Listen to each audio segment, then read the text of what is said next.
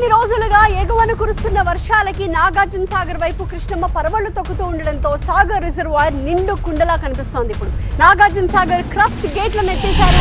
గేట్లెత్తి నీటిని దిగువకి విడుదల చేస్తున్నారు మంత్రులు ఉత్తమ్ కుమార్ రెడ్డి అలాగే అడ్లూరి. 18 ఏళ్ల తర్వాత జూలైలో క్రస్ట్ గేట్లు తెరుచుకున్నాయి. ఎగువ కృష్ణా నది పరివాహక ప్రాంతాలలో ఎడతెరిపి లేకుండా కురుస్తున్న భారీ వర్షాలకి ఎగువనున్న జలాశయాలు నిండి ఉధృతంగా ప్రవహిస్తున్నాయి. ఎగువ ప్రాజెక్టులన్నీ నిండు కుండల్లా మారిపోయాయి.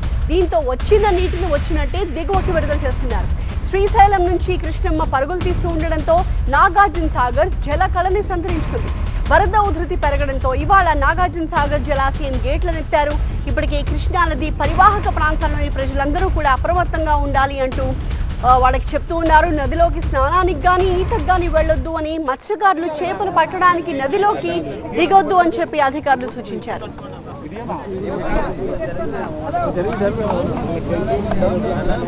ప్రస్తుతం మంత్రి ఉత్తమ్ కుమార్ రెడ్డి మాట్లాడుతున్నారు. లైవ్ లో చూద్దాం. 117 కిలోమీటర్లు తెలంగాణ, 101 కిలోమీటర్లు ఆంధ్రప్రదేశ్లో మరి ఈ యొక్క మరి కాలువ ఎడమ కాలువ ఉంది. మరి ఇదే నాగార్జున సాగర్ ఆయకట్టు కింద 6 సార్ల ఎమ్మెల్యేగా, ఒకసారి ఎంపీగా నేను గెలవడం, వరుసగా గెలవడం, మరి ఈసారి ఇరిగేషన్ మంత్రిగా మరి నాగార్జున సాగర్ మరి పూర్తిగా 590 అడుగులకి నిండు కుండలా ఉండే ఈ సందర్భంగా ఈ క్రెస్ట్ గేట్స్ మరి ఓపెన్ చేయడం, మరి నాకు ఈ అవకాశం రావడం ఇది నా అదృష్టంగా భావిస్తున్నాను. ఇది ఇంకో గొప్ప విషయం. రాష్ట్రంలో కాంగ్రెస్ పార్టీ అధికారంలో వచ్చిన తర్వాత పోయిన వానాకాలం పంట, ఆ తర్వాత యాసంగి పంట, ఆ తర్వాత తిరిగి వానాకాలం పంటకి నాగార్జున సాగర్ ప్రాజెక్టులో నీళ్లు నిండడం, మరి పూర్తి స్థాయిలో 590 లెవెల్ వరకు నీళ్లు నిండడం, మరి పూర్తి స్థాయి ఆయకట్టుకు నీళ్లు ఇవ్వగలగడం అది మా అదృష్టంగా భావిస్తున్నాను. మరి గడిచిన 4 రోజులుగా 30,000 క్యూసెక్లు నీటి వినియోగంతో నాగార్జున సాగర్ పవర్ ప్రాజెక్ట్ 700 మెగావాట్ల పవర్ ప్రాజెక్ట్ కూడా పూర్తి స్థాయిలో నడుస్తుంది. అదే అన్నిటికన్నా ముఖ్యమైన విషయం మీరందరూ గమనించాలి. నిర్దిష్ట షెడ్యూల్ కంటే ముందు ఎడమ కాలువ ద్వారా ఈరోజు అంటే పవర్ ప్రాజెక్టు యొక్క నీళ్లు విడుదల కాకుండా అదనంగా ఎడమ కాలువలో 3,000 క్యూసెక్లు ఈరోజు విడుదల చేసి ఖరీఫ్ పంటకు మరి మన కాంగ్రెస్ ప్రభుత్వం తోడ్పాటును అందిస్తుంది.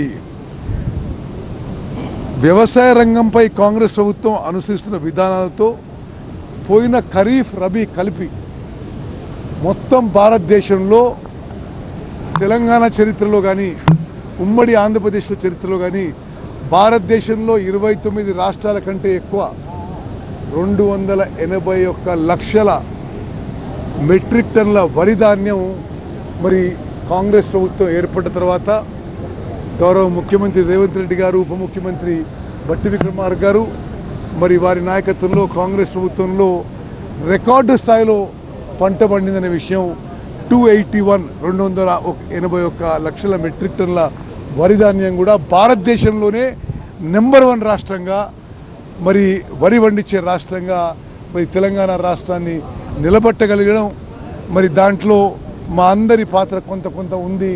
దానికి మేము ఎంతో మా అదృష్టంగా భావిస్తున్నాం, ఎంతో సంతోషిస్తున్నాం అని చెప్పి కూడా నేను మనవి చేస్తున్నా. మరి మేము ఈ అన్ని మేజర్ ప్రాజెక్ట్స్కి అన్ని విధాలుగా నిరంతరంగా ఆధునీకరణ చేయడానికి, డీసెడిమెంటేషన్ చేయడానికి కూడా నిరంతరం మన ప్రభుత్వం, మన ఇరిగేషన్ శాఖ కూడా కృషి చేస్తుందని చెప్పి నేను మనవి చేస్తూ మీ అందరికి ధన్యవాదాలు. మరో రికార్డు కూడా 18 సంవత్సరాల తర్వాత ఎప్పుడు ఆగస్టులో నిండేది, ముందుగానే నిండింది. గతంలో కాంగ్రెస్ ప్రభుత్వంలో అయింది, మళ్ళీ 2007 తర్వాత మళ్ళీ ఇప్పుడు 18 ఏళ్ల తర్వాత జూలై మాసంలో నాగార్జున సాగర్ నుంచి నీళ్లు వదిలిపెట్టడం మరి ఇదే ప్రథమం అని చెప్పి నేను మనవి చేస్తూ ఇది ఒక రికార్డుగా మరి భావిస్తూ ఇది జూలైలోనే 18 ఇయర్స్ తర్వాత నీళ్లు విడుదల చేయగలడం కూడా రైతులకి చాలా మేలు చేస్తున్నాం. ఇది మా అదృష్టంగా భావిస్తున్నాం. ఓవైపు సివిల్ సప్లై మంత్రిగా రేషన్ కార్డుల పంపిణీ, మరోవైపు ఇక్కడ ఇరిగేషన్ శాఖ మంత్రిగా నీటి విడుదల కూడా 2 కార్యక్రమాలు కూడా చేసినట్టు. ఓవైపు సివిల్ సప్లై మంత్రిగా రేషన్ కార్డుల పంపిణీ, మరోవైపు ఇరిగేషన్ శాఖ అదే విధంగా మరి సరే ఇదే మన మెయిన్ ప్రోగ్రాము. నాగార్జున సాగర్ నుంచి నీటి విడుదల చేస్తున్నాం. నాగార్జున సాగర్ నుంచి నీటి విడుదల చేసి వచ్చిన క్రమంలో ఒక 3-4 కాన్స్టిట్యున్సీస్లో రేషన్ కార్డు పంపిణీ కార్యక్రమంలో కూడా పాల్గొంటున్నాం. అవన్నీ ఎందుకు ఇప్పుడు తొలిసారి మంత్రిగా గేట్లు విడుదల చేయాలనిపిస్తుంది.